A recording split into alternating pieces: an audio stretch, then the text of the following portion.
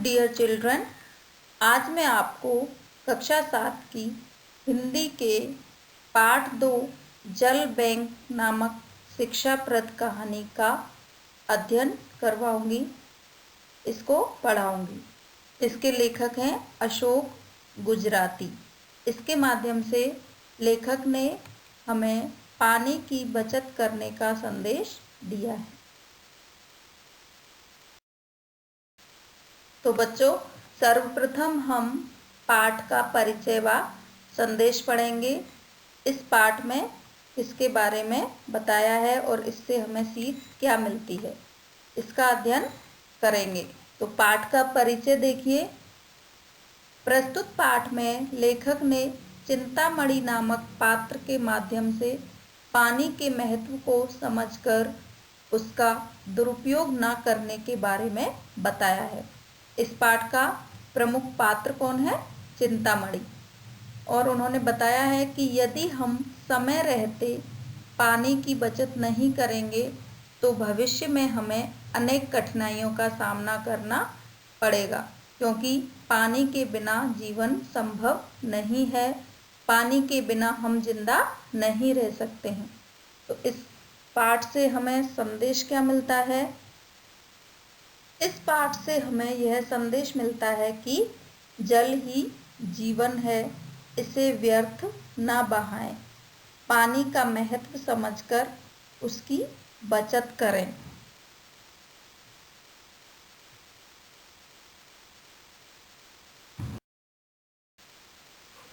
तो बच्चों, अब आगे पाठ का सारांश देखिए। इस पाठ में क्या बताया गया है, तो आइए देखते हैं पाठ का सारांश। एक नगर में चिंतामणि नामक एक व्यक्ति रहता था। प्रमुख पात्र कौन है इस पाठ का? चिंतामणि।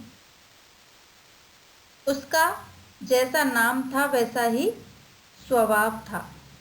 मतलब कि चिंतामणि नाम था तो वो हर चीज की चिंता ही करता रहता था। यदि वह किसी चीज में उलझ जाता तो उसकी चिंता करते करते सपनों में खो जाता था। एक दिन उसने टीवी पर पानी की किल्लत के बारे में समाचार सुन लिया। वह उसकी चिंता करते करते सपनों में खो गया। पानी की कमी का समाचार सुना तो वह उसी की चिंता करने लग गया और सपना देखने लगा। और सपने में वह क्या देखता है कि सपने में उसने देखा कि हर जगह जल बैंक खुल गए हैं। यदि किसी के पास पानी नहीं है तो वह जल बैंक से पानी उधार ले सकता है। मतलब हमारे यहाँ पानी की इतनी कमी आ गई थी कि जल बैंक खुल गए और पानी उधार ले सकते हैं। और बदले में जो पानी उधार लेगा उसे अपना मकान गिरवी रखना पड़ेगा और उसके बाद भी ब्याज सहित वह पानी भी चुकाना पड़ेगा। मतलब जितना पानी आप उधार लोगे उतना ही पानी आपको वापस करना पड़ेगा, साथ में ब्याज भी देना पड़ेगा। आप जल बैंक में खाता खुलवाकर अपने रिश्तेदारों की पानी की कमी को भी पूरा कर सकते हैं। मतलब कि यदि आपके रिश्तेदारों के पानी नहीं है तो आप जल बैंक में खाता खुलवाइए और उनको पानी ट्रांसफ़र कर दीजिए। अपने खाते में पानी डालकर कोरियर या एटीएम के द्वारा पानी भेज सकते हैं। और खाता खुलवाने के लिए नल कनेक्शन का प्रमाण पत्र, नल का फोटो और अपने हस्ताक्षर आदि की आवश्यकता होगी। इस प्रकार से चिंतामणि ने सपने में पानी की कमी को पूरा होते हुए देखा। इस प्रकार सपना देखते देखते उसकी नींद खुल जाती है और वह घबरा जाता है कि ये मैंने क्या देखा, इस तरह से हम कैसे अपना जीवन जिएंगे। फिर सपना समझकर अपने मन को शांत करता है, लेकिन उसे पानी की चिंता तो सताने लगती है। वह सोचता है कि यदि हम लोग इसी तरह से पानी को बर्बाद करते रहेंगे तो एक न एक दिन यह सपना सच्चाई में बदल सकता है। तो वह अपने सपने की बात अपने मित्र रामदयाल को बताता है और उसी की सहायता से सबसे पहले अपनी कॉलोनी वालों को पानी के दुरुपयोग को बताकर पानी बचाने के लिए समझाता है। मतलब वह सोचता है कि किसी को तो पानी बचाने की पहल करनी ही है, तो क्यों ना हम ही पहले हमारे मोहल्ले से ही इस काम की शुरुआत करते हैं। और अंत में चिंतामणि मन ही मन ठान लेता है, यह निश्चय कर लेता है कि जब तक पानी बचाने के प्रति लोगों को जागरूक नहीं कर दूंगा, मैं चैन से नहीं बैठूंगा। अर्थात इस पाठ में हमें पानी को बचाने के लिए समझाया गया है, पानी को बर्बाद नहीं करना चाहिए, ये बताया गया है। तो बच्चों, अब देखिए इस पाठ में आए हुए कठिन शब्दों के अर्थ। नंबर 1, चप्पा चप्पा मीन्स हर जगह। हम लोग कहते हैं ना कि चप्पा चप्पा छान मारा, मतलब मैंने हर जगह देख लिया। सावधि मीन्स निश्चित समय। अवधि मतलब समय के साथ, निश्चित समय। ऋण मीन्स कर्ज। युक्ति मीन्स तरकीब। किल्लत मीन्स किसी चीज की कमी। गिरवी मीन्स बंधक रखी हुई चीज। व्यंग कसना मतलब मजाक करना या ताना मारना। आदेशानुसार मीन्स आज्ञा के अनुसार। हालात मीन्स परिस्थिति। सूद मीन्स ब्याज। मूलधन मतलब मूल मीन्स मूलधन मतलब जितना पैसा हमने किसी को दिया है या जितनी जो चीज़ दी है उतनी की ही उतनी वापस करना, मूलधन। जागरूक मीन्स सजग या सतर्क करना। तो आपको ये शब्दार्थ याद करने हैं। अब आपको इस पाठ में आए प्रश्नों के उत्तर याद करने हैं। तो क्वेश्चन नंबर 1 देखिए, समाचार के माध्यम से चिंतामणि को किसके बारे में पता चला? आंसर है पानी की किल्लत के बारे में। किल्लत मीन्स कमी। नंबर 2, सावधि जमा योजना में साल भर बाद 10 बाल्टी पानी के बदले कितना पानी मिलेगा? तो आंसर है 12 बाल्टी। मतलब जब पानी की कमी है और जल बैंक खुले हैं, तो जिस प्रकार से हम अपना एक्स्ट्रा मनी बैंक में जमा करके सेव करते हैं, वैसे ही हम अपने पानी को भी सेव कर सकते हैं। तो हमें उस पर भी ब्याज मिलेगा। अगर हमने 10 बाल्टी पानी जमा किया है तो 1 साल बाद हमें 12 बाल्टी पानी मिलेगा।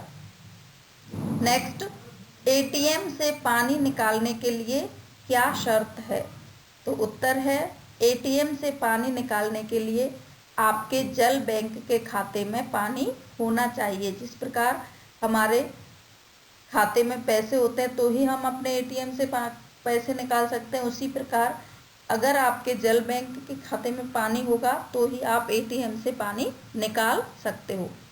बेटा देखो, ये कहानी एक काल्पनिक है और इसमें जो पाठ का मेन कैरेक्टर है, जो पात्र है, उसने सपना देखा है, लेकिन कहीं ना कहीं ये बात सच भी है। यदि हम इसी तरह पानी को बर्बाद करते रहेंगे तो हमारे जीवन में ये नौबत आ सकती है। नेक्स्ट क्वेश्चन, कैसे हालात में जल बैंक आपकी सहायता के लिए तैयार रहता है? आंसर है जब आपके घर में एक बूंद भी पानी नहीं होगा तो जल बैंक आपकी सहायता के लिए तैयार रहेगा। लघु उत्तरीय प्रश्न देखिए, जल बैंक में खाता कैसे खुलेगा? तो आंसर है जल बैंक में खाता खोलने के लिए नल कनेक्शन का प्रमाण पत्र, नल का फोटो और आपके हस्ताक्षर की आवश्यकता होगी। साथ ही सादा खाता खोलने के लिए 2 बाल्टी और चेकबुक वाला खाता खुलवाने के लिए 4 बाल्टी पानी भी जमा करवाना पड़ेगा जब आपका जल बैंक में खाता खुलेगा। मतलब उन्होंने ऐसा सपना देखा था जिसमें जो हमारे बैंक होते हैं उनके जैसे ही सारे नियम जल बैंक में थे। नेक्स्ट क्वेश्चन है, सपनों की दुनिया से निकलने के बाद चिंतामणि को किस बात की चिंता होने लगी? तो आंसर है, सपनों की दुनिया से निकलने के बाद चिंतामणि को इस बात की चिंता होने लगी कि यदि जल का दुरुपयोग इसी तरह होता रहेगा तो उसका सपना सच हो जाएगा और भविष्य में पानी की बहुत कमी हो जाएगी, हमें पानी आसानी से नहीं मिलेगा। नेक्स्ट क्वेश्चन, चप्पे चप्पे पर जल बैंक खुल गए हैं, इस कल्पना के पीछे कवि का क्या संकेत है? तो आंसर है कि पानी की कमी एक गंभीर समस्या बनती जा रही है। अब भी हम इस दिशा में ध्यान ना रखेंगे, यदि पानी के प्रति सचेत नहीं होंगे, उसको नहीं बचाएंगे तो भविष्य में बड़ी आपत्ति आ जाएगी और पानी के लिए हमें जल बैंक जैसी व्यवस्थाओं का आश्रय लेना ही पड़ेगा। तो बच्चों, आपको ये सभी प्रश्न ध्यान से पढ़कर याद करने हैं। नेक्स्ट लॉन्ग क्वेश्चंस देखिए। यदि घर में पानी नहीं है तो जल बैंक आपकी मदद कैसे करेगा? जैसा कि हमने पाठ के सारांश में पढ़ा था कि जल बैंक पानी कैसे देगा, तो वही आपको इसमें लिखना है। यदि घर में पानी नहीं है तो आप जल बैंक से ऋण ले सकते हो। जिस प्रकार हम बैंक से लोन लेते हैं, वैसे ही जल बैंक से भी हम ऋण ले सकते हैं। उसमें आपको करना क्या है, बस आपको अपना मकान गिरवी रखना पड़ेगा और तुरंत आपको 50,000 लीटर पानी का ऋण मंजूर हो जाएगा और इसके लिए हर महीने 5,000 लीटर मूल और 1,000 लीटर सूद भरना पड़ेगा। सूद मीन्स ब्याज। मतलब जब आप 50,000 लीटर का लोन लोगे तो प्रत्येक महीने आपको 5,000 लीटर पानी मूल के रूप में और 1,000 लीटर पानी ब्याज के रूप में वापस देना पड़ेगा। यदि हर महीने ब्याज नहीं दिया तो आपके ऋण में चक्रवृद्धि ब्याज जुड़ना शुरू हो जाएगा। मतलब कि जो ब्याज लगा है उस पर भी ब्याज लगना शुरू हो जाएगा। इस प्रकार जल बैंक आपकी मदद करेगा।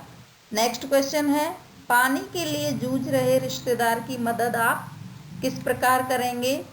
तो आंसर, आपका रिश्तेदार पानी के लिए जूझ रहा है तो आप बैंक के माध्यम से उसे अपना अतिरिक्त पानी भेज सकते हैं। 5,000 लीटर पानी भेजने का खर्च केवल 3 बाल्टी पानी आएगा। मतलब आप अपने रिश्तेदार को 5,000 लीटर पानी भेजोगे तो आपको बैंक में 3 बाल्टी पानी जमा करवाना पड़ेगा और कोरियर, एमटी या टीटी के माध्यम से भी आप उसे पानी भेज सकते हैं और एटीएम कार्ड के द्वारा भी पानी भेजा जा सकता है। इस प्रकार से आप अपने रिश्तेदार की मदद कर सकते हो। तो बच्चों, आपको ये सभी प्रश्न ध्यानपूर्वक पढ़कर याद करने हैं और साथ ही साथ लिखने का अभ्यास भी करते रहना है। धन्यवाद।